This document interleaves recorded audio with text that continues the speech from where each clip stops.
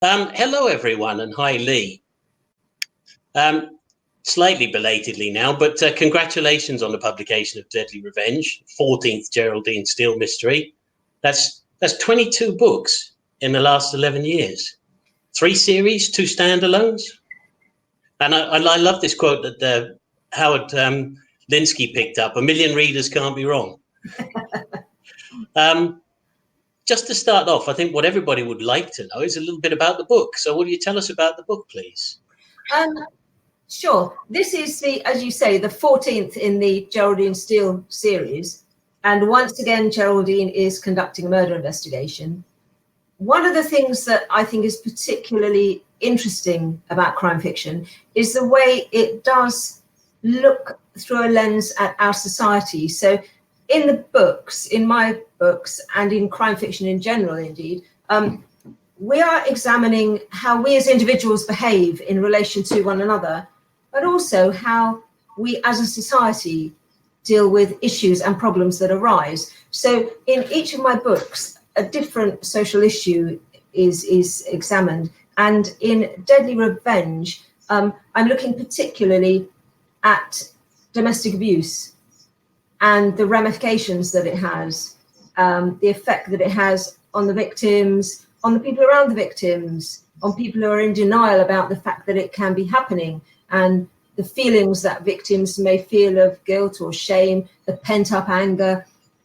So I think that tells you perhaps a little bit about Deadly Revenge. And if you want to know more, then please. Okay. There's actually quite a lot more than that, and I hope we can tease some of that out a little bit today. But I wanted to start with a couple of general questions. And one is, I was thinking about this because the way you work is that you can write anywhere, anytime. Is that true? That's absolutely true, yes. But I think, sorry, what I was going to say was that's being a little bit flip as well, because that's sort of saying, well, it's easy for you. And so many writers talk about how hard it is to find the right time and the right place to write. But of course, that doesn't mean you don't have to put all the hours in. And you've got to fit it around your life as well. I mean, does it come easy to you, I suppose, is the question. I think I've been extremely fortunate in that when I'd written my first manuscript, it was picked up by No Exit Press, who gave me a 3-book deal. So as soon as the first in the series, Cut Short, came out, I was on to having to write the next one, Road Closed. And that has continued. And even now, I mean, book 14 has just come out. And as Ian said, I've delivered the manuscripts for 15 and 16.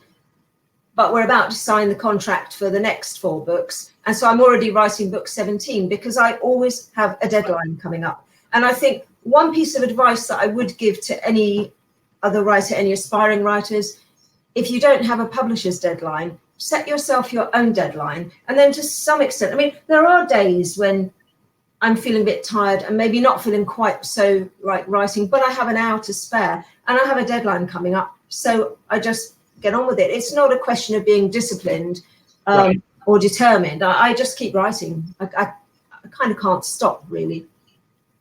Yeah. I think things have obviously changed recently. I want to get onto the COVID thing just for a little while. But before we start that, normally with this would have been a bookshop launch and you'd have had the champagne and caviar and the A-list celebrities and so on. You have to put those back on ice now. I'm sure they're all watching. Deadly Revenge was written before the lockdown, yes? Yes. Yeah, right. And I'm just wondering how the lockdown affects your work. In some ways, it has given me more time in which to write, because all the traveling time that I would have spent previously in whatever I was doing in my life has obviously been cut out. We can't travel anywhere. We can't do anything. So I'd like to say I've been putting in more hours. The honest truth is I've probably just been getting up a bit later. Right. In the morning. But it hasn't actually made that much difference to me. I have a book to write, and once I have the idea for a book, that's it, and I'm off. And of course, with writing, it's one of these occupations where you don't actually have to be sitting at a keyboard to be writing a book. It's going on in your head all the time. UNESCO said a writer never has a vacation. For a writer, life consists of writing or thinking about writing. So even when I'm not writing, things are still going on. And I think a lot of what comes out in a book works itself out subconsciously. So it's like the old adage, isn't it? You sleep on a problem and then you wake up in the morning and you find the solution. Yes, right. So I might be writing and then I feel a little bit stuck. I'll go away and I'll do something entirely other, come back, and somehow the ideas are there. It's not magic, it's not prescience. It's just that a lot of what goes into a book works itself out subconsciously. And the writing of the book, in a way, is the conscious expression of a story that has presented itself to your subconscious as a writer. Right. And well, we're all sort of hoping this is going to get back to normal at some point. But do you think that the COVID thing will feature in your novels? And I don't expect you to write the dystopian novel. But for instance, if you're in a police station and social distancing is a fact of life, will that have to figure? Will you have to think about that? I don't know. For me, and this is going to sound a little bit odd, but because I write murder stories, but for me, writing is an escape from real life and an escape from reality. And I think that's why fiction is so popular, and crime fiction in particular, because I think we need an escape from the stresses and the strains and the challenges and sometimes the tedium of everyday life. So in a sense, I'm not sure that I really want to bring COVID into my fiction, partly because it will absolutely date it. It will. Yes, I wondered about that. And I think the issues that I'm looking at are for all time at the moment. And also because I don't really want to think about COVID when I'm writing. I want to be in that other world where Geraldine Steel is pursuing murderers.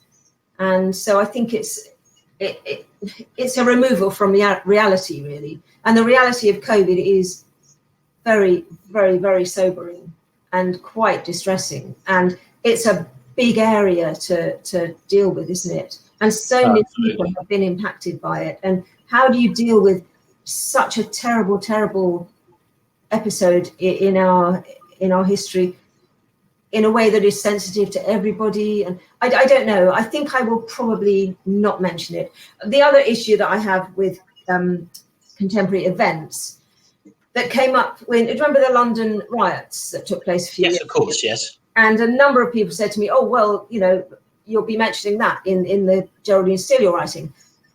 And of course, it impacted on all police activity. All police leave was cancelled because Geraldine was working in London at the time. But I decided not to mention it because I didn't want to fix the book at a particular date, partly because Geraldine was already fairly, well, I don't say old, but she was, you know, quite far on in her career when the series begins. Right.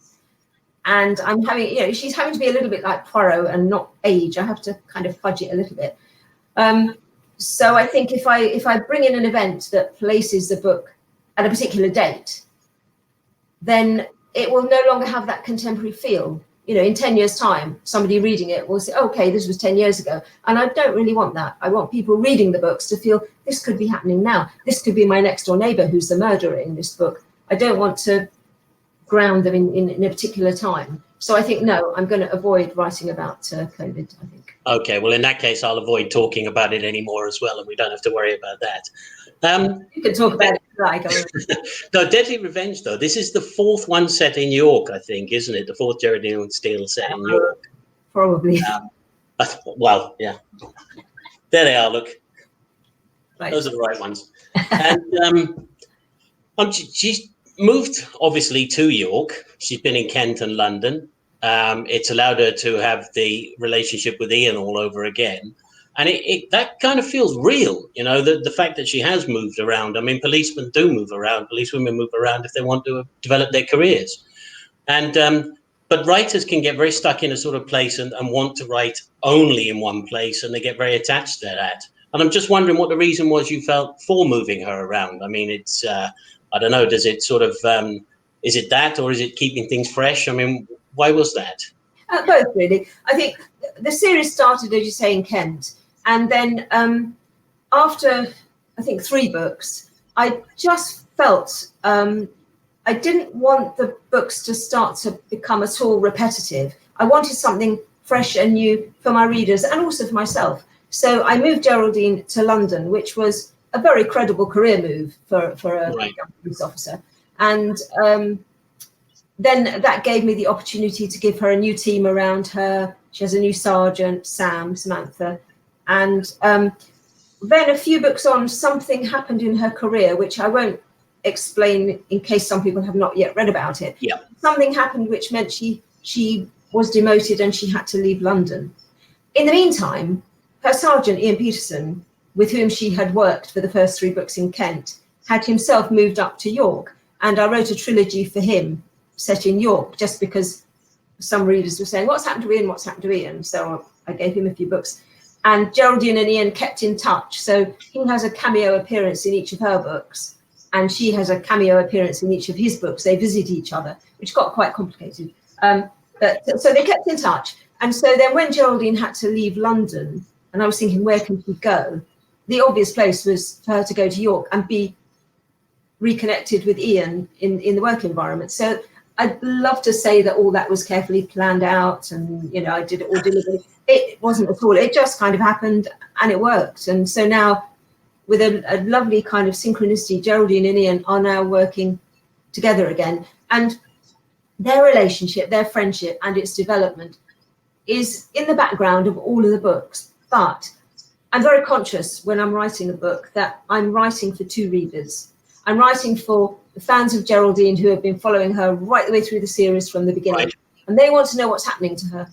But I'm also writing for readers who haven't come across Geraldine before, who just happen to pick up a book. And they want to enjoy it and be as fully engaged just as much as the people who are following Geraldine's career. So the main thrust of my books really in each case is the murder investigation, but Geraldine's relationship with Ian sort of rumbles on in the background. Yeah, I think it does bring people back. That thing you were talking about with new readers and readers, obviously, who are looking for the latest developments in the way the story is between the characters as well. I mean, is that a complicated thing to keep in mind or to get into the book? What you mean in terms of Geraldine's backstory? I mean, yes, that sort of thing, in relation to new readers coming in. It becomes increasingly complicated as the series moves on, because, of course, there is more and more backstory to fit in. But it's something that can be dealt with fairly quickly. I say something like, when Geraldine's first working with Ian again, she was very pleased to see Ian Peterson, with whom she had worked in the past. And that's enough for new readers to be put in the picture. Right. For readers not to be bored by pages and pages of reiteration of what's happened before. So I'm very conscious when I'm writing that I need to be aware of not reiterating for existing readers who know, a lot of them better than I do, what's been going on in Geraldine's life, and new readers who haven't come across Geraldine before and don't know about her backstory. Right. Yes, it takes some thought. It can be done, but it takes some thought. I want to go back to something you said at the start. It's interesting. Some people, when they introduce their books, they'll tell you, well, they give you the blurb if you like. You didn't do that. You talked about the social issues. And that's something I'm very interested in. It's this added value. I mean, your stories are drawn from life. They're very ordinary people who are probably knocked off kilter. It's very grounded. They're very real stories. You add a twist or two that makes that very different, as you do in this book. But if we take the last couple of books, Deadly Revenge, and there was Death Rope before that and Road Killer, those books are all about social issues. You've got homelessness, gambling, drugs, family breakdown, youth problems, and of course this time, well, it's been in other books, but this time very much highlighted, is the domestic abuse issue. I mean, I'm assuming that the primary purpose is to entertain, which is something you hear all the time. But the question is this social commentary what makes crime fiction relevant, if you like? I think so, yes. I think these are issues that we are all concerned about. I mean, obviously, I'm just a writer, I have no answers, but I think crime fiction gives us an opportunity to raise these issues, raise awareness, and I think they are issues that everyone is concerned about. And I mean, going back to COVID, I know we weren't going to talk about this, but clearly at the moment everyone is concerned about that. So yeah, that might be something that might be included in the book. I'm not going to do that, but I'm sure some people will. But yes, I think books need to have some sort of relevance to to everyday life, to people who are reading them, really. Well, I say they need to. Of course, there are books of fantasy which in some ways are a totally different world to the world that we live in. But I think crime fiction, I'm writing about the world that we live in, I'm writing about people who live in this world, and I'm writing about the kind of challenges and problems and issues that we all face. And I mean, it's like you said, that the books are about sometimes about people who have been sort of just thrown off kilter. What is it drives one person to kill another person? Is that something any one of us could do? I mean, you know, I'm totally opposed to physical violence. I think physical violence is never an answer, whatever the problem. You sit down and you talk about it. But if somebody was threatening my life or threatening the life of a member of my family, and it was me or him, what am I going to choose? I think, you know, we all have our cutoff point. And for some people, that cutoff point comes far too early and they're basically insane. I think to kill another human being is always an act of insanity. Some people are insane and they will do it for very little provocation. And what are we as a society doing to contain people like that? What are we doing to support them? What are we doing to protect ourselves from them? These are big questions, aren't they? But of course, yes, I mean, the main thrust of my books is the murder investigation. They all start with a body, somebody's been killed, who was it, trying to work out who it is, the police are trying to catch them, and that is what drives the narrative forward. That is the main essence of the books, yeah. Yeah, I mean, back to the main theme in this book, adultery, adultery is a stupid thing to say, the domestic violence issue. You've got Jessica and Jason, we've got Anne and David, and we've also got Ella. You like to come at an issue with various ways of looking at it or various characters involved in it so that you kind of get the story going from different aspects, you know, so that it opens it up as an issue. And what I'm saying is one of the things that I think was clear to me was the point you're making here is it's not a class issue either. This is something that affects everybody. Would that be true to say? These are complex issues. And I do believe absolutely, I'm convinced that regardless of class, creed, colour, whatever, we are all the same. We're all people, aren't we? We're all human beings. And I think, it doesn't really matter what your background is or what your experience is. To some extent, we all have the same needs and desires and the same fears. We want to be safe. We want to be loved. We want to feel protected. We want to feel valued. We want to feel we have a sense of purpose in society.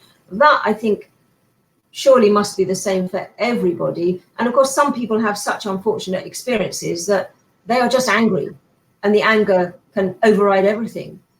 And that is another issue that we need to think about. I think, above all, literature, it gives us an escape from reality, but it also gives us an opportunity to think about our lives and think about reality at one remove, as it were.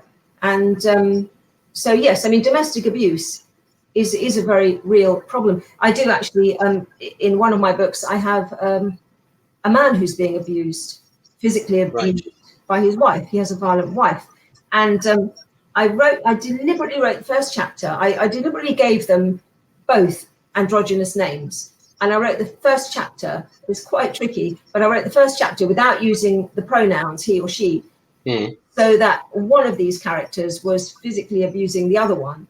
And of course, everybody assumes that it's the man who is being violent towards the woman. But in fact, it wasn't. It was the woman being violent towards the man. Just questioning our preconceptions and just raising that also as an issue. And you know, hopefully, you know, if it just makes a few people think about these issues, that's I think a valid thing to do. But at heart, I'm a storyteller. I tell a story, and it's, you know, yes, all these issues are important, but I'm writing about goodies and baddies. There's a baddie, and when is the goodies? You know, when are the goodies going to catch him? That's what the story is, isn't it? Crime fiction. I think that's one of the reasons it appeals to us so much, because it's goodies and baddies. But I also know that you're not, as you said, you're not here to give answers. It's not a thesis. But at the same time, I mean, one of the things that comes out in the book is the way that society is pretty quick to victim blame, if you like. We're very, you know, she's crazy. She's colluding with the person who beats her. She's a masochist. All sorts of stupid things come out. It must be nice to actually talk on an issue like that, or use the characters to talk on an issue like that, and just air it, if you like. Yes, I think I think people who have not been involved in any sort of abuse, and I have to say, hand on heart, I have never experienced anything like that in my life. This is all imagination and supposition. But I think for people who've not been involved in anything like that, there is this temptation, there must be, to think, well, why did they put up with it for so long? But of course, there are reasons, and people do. And it's a very, very, very subtle descent into being abused, isn't it? And yes. I'm quite sure nobody goes into a relationship thinking, oh, yes, I'm going to be beaten. That's great. They go into it thinking that's not going to happen. And then when it does happen, they think, well, it won't happen again. And and it's a very, very gradual descent, isn't it? And sometimes the victim is not even fully aware of what's going on until it's they have a baby or something, and then it's too late. They don't know where to go and what to do, or they're too terrified of their abuser to actually take action. Because I think people can live in fear of someone else, and it's just debilitating, and they get to a point they can't do anything about it. So I think it's very simplistic to think, well, why did they put up with it? I mean, I think that myself. I think if any man sort of raised his hand to me, I'd just tell him where to get off and probably hit him back and walk out. But it's very easy to have that sort of reaction if you haven't been in that situation. And one of the things that we as writers do is try and get inside somebody else's head and imagine, what is it actually like? I mean, what is it like to be someone who kills another person? What is going on in the head of a psychopath? It's an interesting question to me. I'm very interested in people, and I find it a fascinating question. Why would anybody kill another person? Because there's always another alternative, isn't there? Just walk away. Walk away. Why stalk them and kill them? Why would anybody do that? What is going on there? And I'm driven by this desire, I think, to try and understand people. And then, of course, there's Geraldine, who's the good guy, and she is passionate about justice. She says in one of the books, she's driven by seeking justice for the voiceless dead. One of the things that this thing about, you look at the motivation of criminals, what they're thinking, the emotional state of the perpetrator, if you like, and this is it adds a psychological depth. Hello? I can see and hear you. Right. Okay. What it is with a lot of criminals, I mean, when we're not talking about somebody who's that psychologically damaged, we're still talking about people who are desperate, people who are grief-stricken, people who are mentally ill, people who are lonely. It's never straightforward, is it? No, these are very, very complex issues. And I do like in my books to look, I mean, they're written mainly, can you see and hear me? I can hear you, yes. My books are written mainly from the point of view of the detective.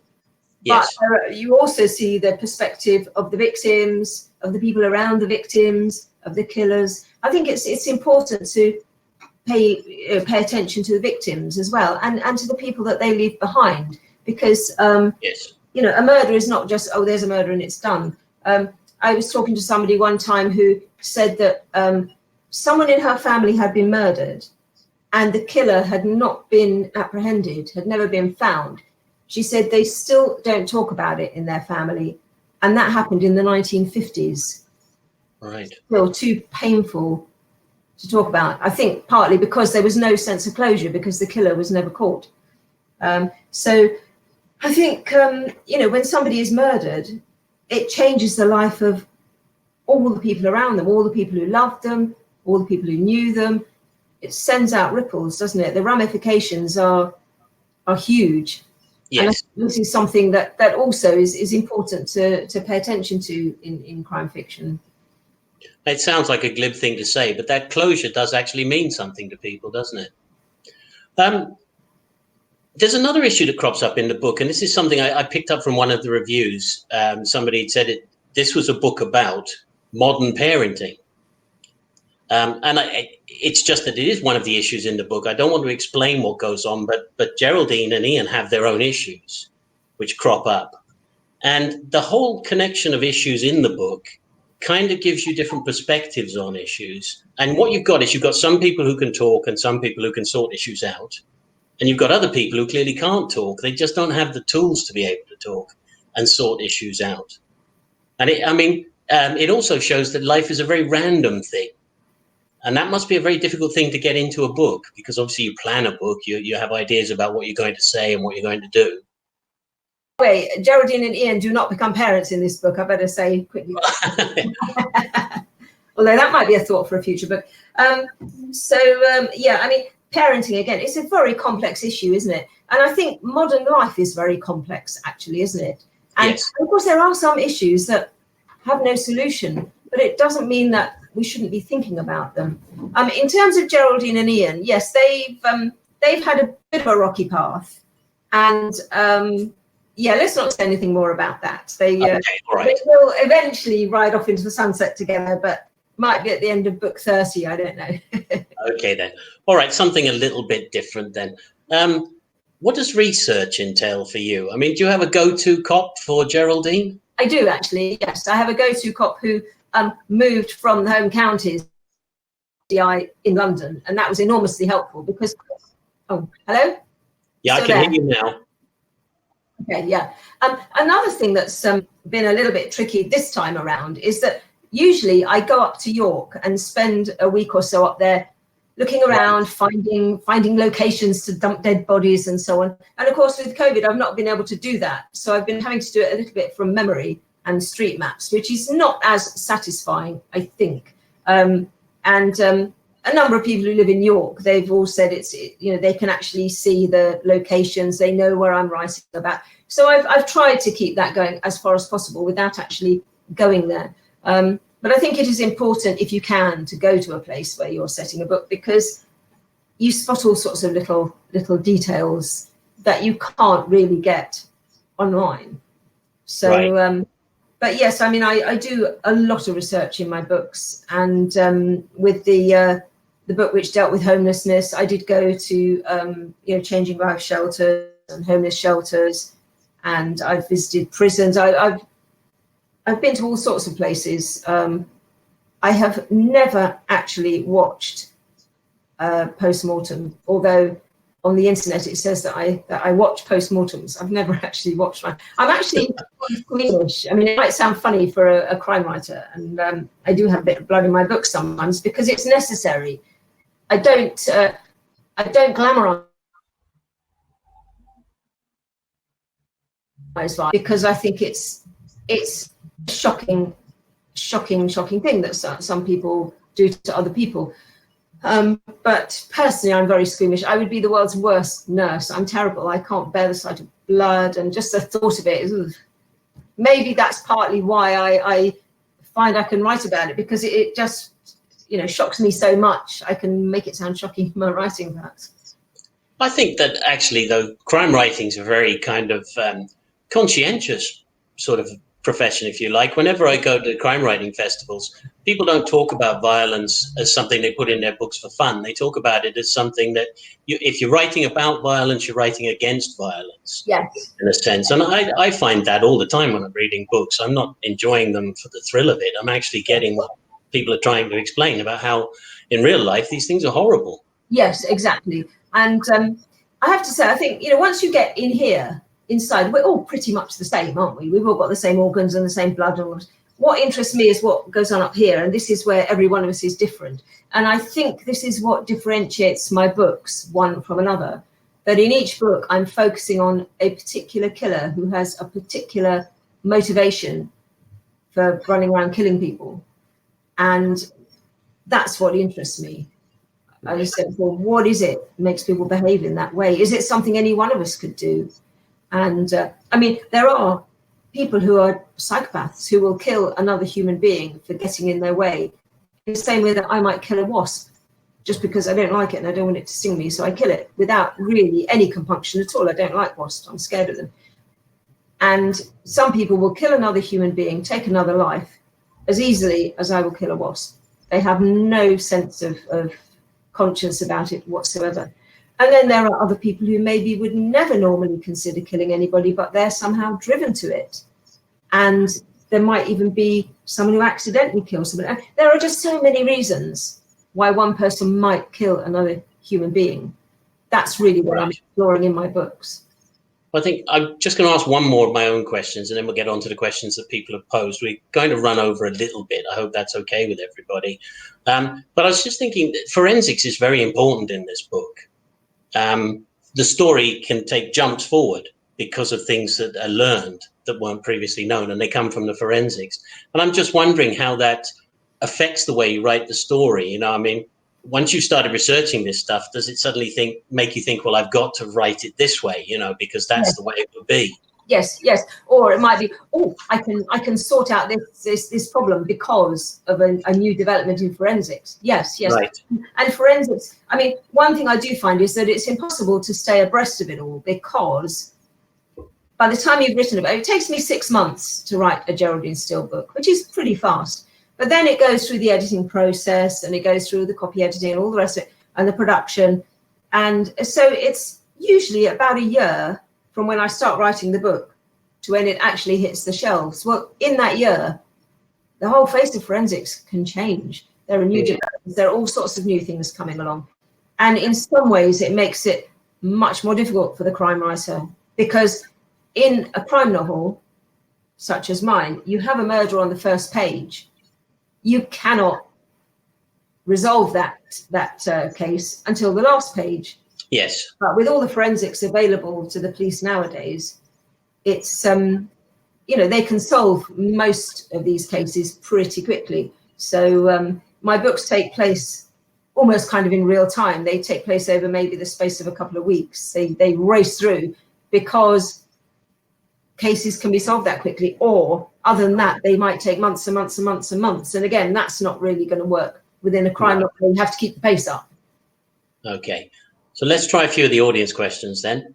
Have you had any experience with the TV and film business? And in your ideal world, who would play Geraldine? Good question. Okay, first of all, I have to say, if there are any TV producers watching this, particularly ones who have generous funding available, then please do get in touch. Yes, the books have been optioned for television. I don't honestly see Geraldine working on the big screen, but I think the books are very televisual. They're quite episodic, and they take place in fairly limited areas geographically. The books have been optioned for television. We never actually got past the final hurdle, which was the funding, which is the point at which most of these projects fail. We're still trying. There is fierce competition. There are so many brilliant crime writers around. There is a lot of material now being written for television without actually coming from books in the first place. Yes. But we live in hope. And as for who I would see playing Geraldine, the honest answer would be whoever is a really popular TV actor at the time, because then it might gain more traction. But I would not want, in all honesty, I wouldn't want a sort of a pretty blonde playing Geraldine. You know, I'd want someone who looks true to the character. But of course, once you sell off the option to produce a film or TV series of your books, you do lose that artistic control. And then it's up to whoever produces the TV series. And producing a TV series is a very different artistic endeavor to writing a book. I know nothing about producing TV series, so I would just place it in the hands of whoever was producing the series and say, thank you very much. I would be very easy to work with if anybody's watching and considering. Well, cross fingers for the future on that one then. Mike asks, what's the best thing to come out of lockdown for you? The best thing to come out of lockdown for me, to be perfectly honest, apart from not being able to see loved members of my family, my little granddaughter and my 95-year-old father, apart from not being able to see them, I didn't have, it sounds awful, but I didn't have a bad lockdown. I think it was helped enormously by the good weather. I think it would have been far worse to go through in the winter, and we're fortunate that we do have a garden, so we were able to get outside, get out of the house. Did you say what's the best thing that's come out of it? Well, I guess having a bit more time. I tend to be very busy, and I'm always rushing around doing things. And I've saved a lot of time, just as I said earlier, just in not having to travel from place to place. I mean, even this event now, well, okay, we did have our moments, didn't we, trying to actually get online? Didn't we? Which probably took longer than actually travelling to a physical place. But yeah, if we'd have been meeting somewhere up in London, you know, it would have been maybe an hour to get there, an hour back. We've saved that time, haven't we? So there are some benefits to living online. Oh, definitely. I mean, publishers have had to get very clever about how they do the marketing and that. So we've got a question from Eleanor, and she says, are there any decisions you've taken for a character that you regret? Yes, there are. Do you want me to tell you? Well, let's have one then. When I started writing the very first Geraldine Steel, I had no idea that this manuscript would ever be published, let alone become the start of a long-running series. And so my detective is about 38 when the series begins. If I had known that the series was going to run to 20 books, I think I would have made her quite a lot younger to begin with, because as I said earlier, I'm having to kind of fudge it a little bit, and like Poirot, she can't age. So yes, that is one regret. I think that's possibly the only regret, actually. Oh, and also, I'm not sure. I'm still not convinced about her name, actually. And really, it gets misspelled. People put an E on the end of Steel. Ian Peterson. He's often called Ian Patterson, and my publisher is called Ian as well. So I mean, these were kind of snap decisions because I didn't know that anyone was ever going to publish the book or read it. I might have given that more thought. I might have come up with the same name, so I might have given it more thought. Well, funnily enough, Patterson's one of the family names, so I was very clear at the start. Whatever you do, don't do that. So we avoided that. So easy to do, isn't it? Claire's asking about the most memorable moment of your career. How about that one? I guess well, there have been so many, actually.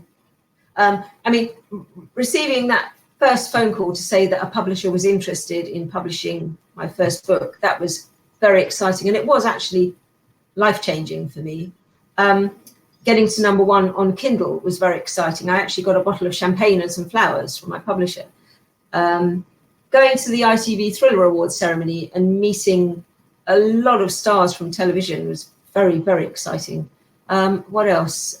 Nothing to do with Geraldine Steel, but traveling to Seychelles for research for one of my books. That was pretty exciting. That must have been tough. Yeah, it's a hard life. Somebody has to do it. In some ways, actually, it was a little bit stressful because I was there to do some research. I had written the book, but I had to check a lot of things. And I had to do it within the 2 weeks because anything that, I couldn't go home and then think, oh, I forgot to ask this or look at that. I'll just pop back. Whereas going to York, if we come back from a trip to York and then I think, actually, I need to look at something else, I could even go back for a day. What other things have been exciting? I don't know. The whole journey has just been very exciting. I'm really excited, actually, at the moment that Geraldine Steel #14 seems to be well received. It's had some lovely reviews on Amazon, lovely reviews on the blog tour, and I'm doing well in the book charts. Sorry? And doing well in the book charts. Yes, and I'm quite proud of that. I think, wow, this has been going for 14 books, this series, and we're still in there. We're not dead yet. We're still in there. But I mean, there've just been so many highlights. I can't really, I can't think of them all really. But I always say, and I'll just finish, the most exciting thing is the writing. When you write something that really expresses what you wanted to say, that is such a thrill. I still get such a buzz from writing. I absolutely love it. And it surprises me now that I didn't start writing till I was in my 50s. I wrote something, it was like turning on a tap. Mm. But I'd always been an avid reader. I had read avidly all the time for about 40 years. And when I started writing it's kind of like the other side of a coin, really. Whether you're reading a story that someone else has written, taking you into a different world, or whether you're inventing your own stories and taking readers into a different world, it's two sides of the same coin, really. Mm. And we've got another one from Sven who's asking, what was the key moment, that moment that got you started writing a thriller? I just had an idea one day. I'd stepped down from running a very busy department at the school I was working in. I was still teaching, but I wasn't running the department. And at the same time, my children had both grown up and left home. And so I guess I just had a bit of space in my head. And then one day I just had an idea about a killer and I started writing it down and I couldn't stop. I just wrote compulsively 2,000 words every day until after about 6 weeks, I thought, well, I've written a book and I haven't stopped writing since then. It was just a light bulb moment, quite extraordinary when I think about it, when I look back on it now, where that has taken me, because I've never written anything before then. But as I said, I had read a lot. And I think by reading for 40 years, I inadvertently trained myself to write. I think it was William Faulkner who said in his advice to aspiring writers, and this is the best advice I think anyone has ever given. He said, read, read, read, read everything. And then he said, and now I'm paraphrasing, he said, and then write, and you get to know what works and what doesn't work. You kind of hone your own critical faculties, I suppose. How about this one then? This is the last question, and guess who did this? Ian.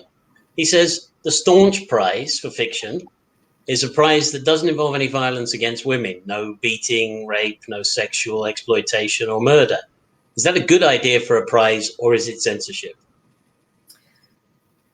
It's quite a question to finish on, isn't it? Yeah, I think anyone is entitled to set up a prize in any way that they want. People don't have to enter for it, don't have to submit for it. I think in a way, if you stopped people from doing that, that in itself would be censorship. I'm not particularly a fan of any sort of discrimination in that way. I think everything should be open to everybody and things should be judged on their merits. I'm also not quite sure about was it specifically for crime fiction or was it just for fiction? That's a good question. I think we're talking crime fiction. Because if it's specifically for crime fiction, then in a way, how can you not have violence against somebody? So then you're saying, okay, all the violence has got to be against men. Well, how is that fair? So I think, sadly, violence is a fact of life. I think it's fair enough to object to gratuitous violence or unnecessary violence. And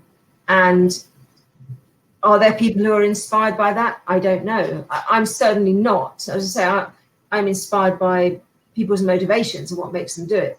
I am quite even-handed in my books. I do have violence against women. I have violence against men. I have men who kill. I have women who kill.